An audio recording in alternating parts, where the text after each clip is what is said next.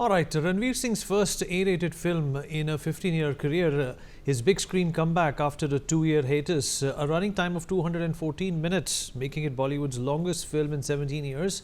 And box office numbers are so staggering, they point to one clear trend: the return of cinema culture across both small towns and mega cities in India. Yes, we are talking about Dhurandhar. Hello and welcome. You're watching NewsX DeepDive. My name is Vineet Malhotra. Well, the film is not just a box office force, but a sequel is already in the works with an unbelievable ensemble cast. Dhurandhar has created waves not just in India but also in international markets, including the United States. Released on the 5th of December, the film is emerging as 2025's perfect epilogue. Directed by Aditya Dhar, Dhurandhar plunges into Karachi's criminal underworld. At its core is a mysterious man who infiltrates mafia networks, ascends the criminal hierarchy with the calculated precision, and eventually tears apart the dangerous nexus between the ISI and the underworld. The film boasts one of the strongest ensembles Ranveer Singh has worked with in recent years. Sanjay Dutt, Akshay Khanna, R. Madhavan, Arjun Rampal and Sara Arjun all play crucial roles.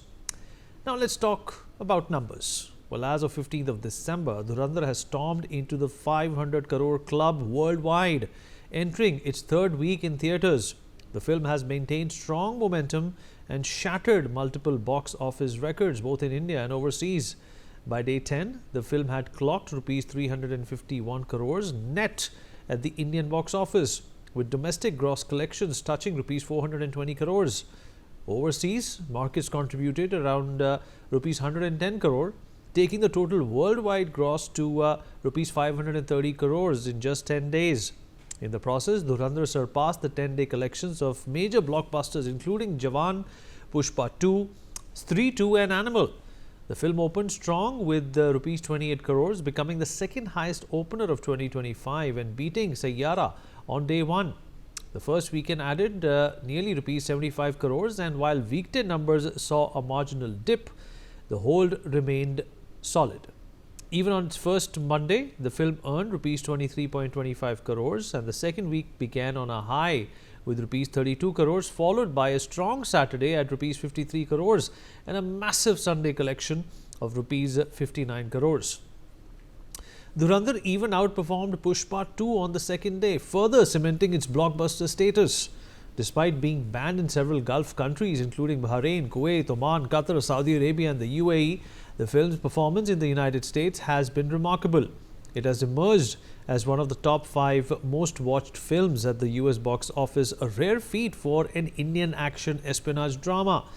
Made on a reported budget of 280 crores, the stakes were high and the returns have more than matched the ambition.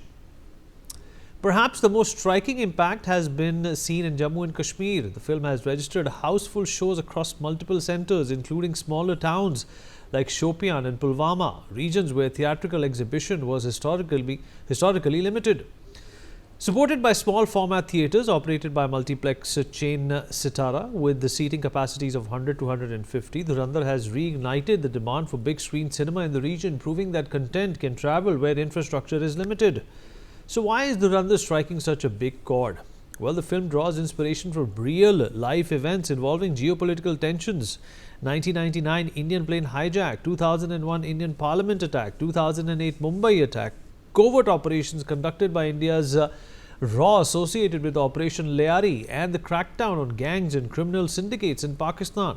While action plays a key role, the film relies just as heavily on psychological warfare and strategy. Even the title carries meaning. Dhurandhar refers to a master strategist, someone who carries immense responsibility and knows how to outmaneuver every opponent. It is not just a name, but the core idea driving the film. And when we talk about standout performances, one name dominates the conversation. Yes, Akshay Khanna.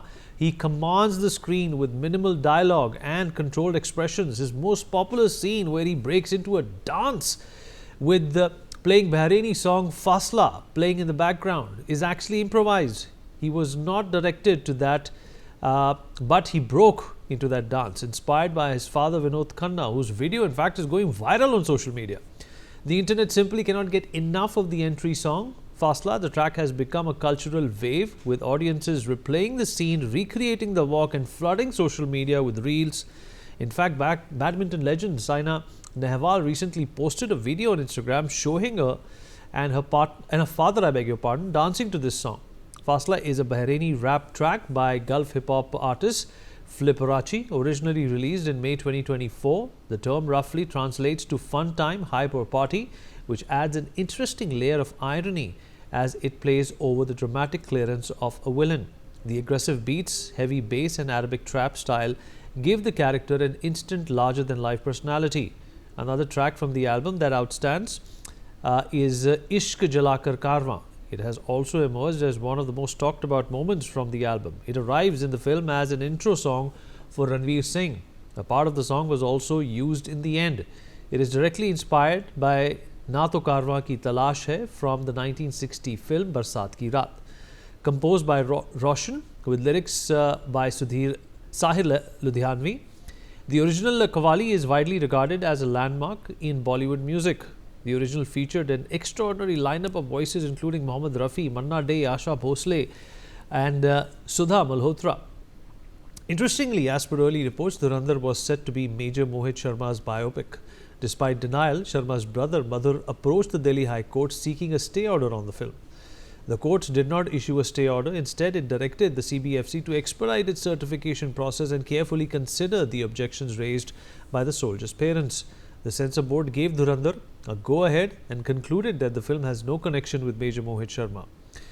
Reportedly, Akshay Khanna is based on Pakistani gangster Rahman Dakat. Pooja Talwar, entertainment journalist, joins us on the broadcast to talk more about this. Pooja, well, Dhurandhar is not only turning out to be a blockbuster, it seems it's turning out to be a phenomena of sorts. The kind of responses that have been put on social media and the fact that the number speaks for themselves, this is perhaps a landmark movie to come by in a long time.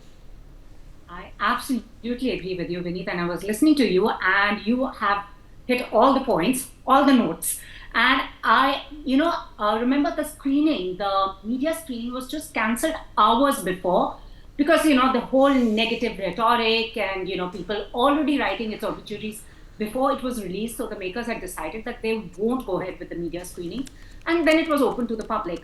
I watched the first day, first show. There were precisely 4 people in the theater. And I don't know what happened after that. Because when I walked out, the violence was too much for me. And it was basically not out of protest about the politics or anything about that sort, self-preservation. I watched the movie like that. But after that, it just exploded. And this is the strength of word of mouth. And also some way, I was just talking to people and they said that it avoids simplistic patriotism because it's not about easy heroes or neat victories. Instead, it's very layered and it's very complicated and represents a very complex world of intelligence agencies and operatives and governments and how they work under pressure. And also the fact that movies like Baby and Uri had done well. So we knew that there was this connect with serious national security movies do that, but this film has just taken the template and scaled it up. So I would say it's word of mouth, which actually more than promotion, it's the word of mouth. Because now there are reels. I interviewed R. Madhavan. That interview has just exploded. And there are people writing that they went for the second time. And 4 hours, you and me would agree, is a bit much. But it has actually, what I would say, has just completely dismantled the narrative that was against it and the rhetoric, and has just, I think also the fact that, it takes from these events, as you also mentioned, the IC-814 hijack, and then the Parliament, the 13 December incident that happened in 2001, but it does not, recreate that. That is just the tipping point. It goes beyond that, how the conversations happen, the intelligence, rethink the fallout, the long-term fallout and the compromises. That's what's resonating with people, and they're just intrigued. And part 2 is going to be a look back at Ranveer's character. And Pooja, what really stood out for me when I saw that movie, although, Ranveer does have a pivotal central role in this movie, the other characters are not appearing to be as supporting artists. They are as much central to the entire plot and the script as much as Ranveer is. Even Sanjay Dutt, who's got a special appearance credit at the beginning of the movie, well, his appearance is special, but it's long. Absolutely, and Armaghan for that matter, and Arjun Rampal. I mean, why don't we cast him in more negative roles? And Akshay Khanna. It's all of them. I think are characters and as you said, they're not supporting actors. They are all important, pivotal characters in the narrative that's going forward. And no one has one tried to overpower the other. And though it's Ranveer's film, but they've all taken the narrative together. And also Rakesh Bedi, I thought he brought that little humor in this very ironical setting. But yeah, I absolutely agree. The casting has been on point. And for Akshay Khanna, I did speak to the casting director. He says we had a lot of names, but he says, given Rahman Dakir, the kind of person he was, he says we didn't want anyone who was physically overpowering, but someone who could emote with his eyes, with his gestures. And he says Akshay Khanna just fit the point because he has his own soul. And I think that was fantastic. Pooja, appreciate you joining us. Thank you so much for those insights. Always a pleasure speaking with you. We take a short break now. We'll be back.